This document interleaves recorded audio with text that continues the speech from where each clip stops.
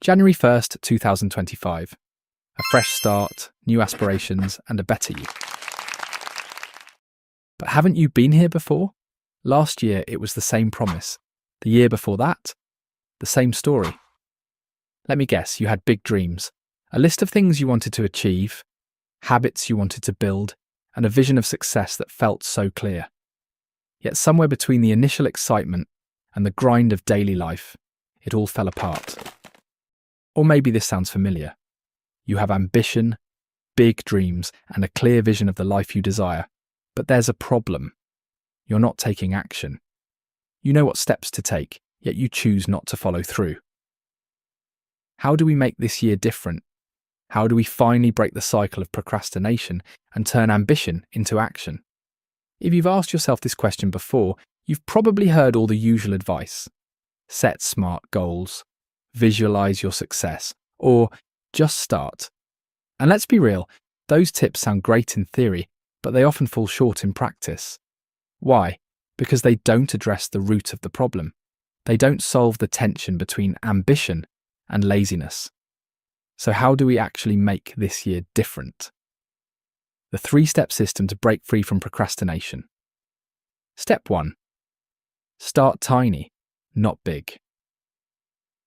Here's the first mistake we all make. We aim too big, too fast. Instead of trying to overhaul your entire life in a week, focus on small, manageable actions. Want to write a book? Start with 1 paragraph a day. Want to get fit? Do 10 minutes of movement. Small wins build momentum, and momentum beats motivation every time. Step 2. Make it so easy you can't fail. Willpower is overrated. Instead of relying on discipline, design your environment to make the right choices effortless. Want to eat healthier? Keep junk food out of the house and prep meals in advance. Want to spend less time on your phone? Set up app blockers or leave your phone in another room. The easier the action, the harder it is to procrastinate. Step 3. Reward yourself immediately.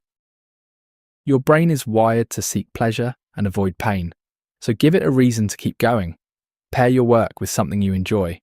For example, listen to your favourite podcast while cleaning, or treat yourself to a coffee after finishing a task.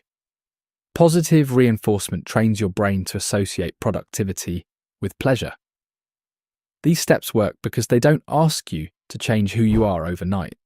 Instead, they help you work with your habits and tendencies, not against them.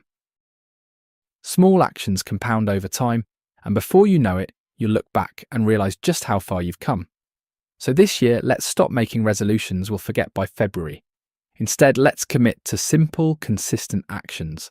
Because achieving your goals isn't about being perfect, it's about being persistent. Now it's your turn. What's the one small step you can take today? Start there, and the rest will follow.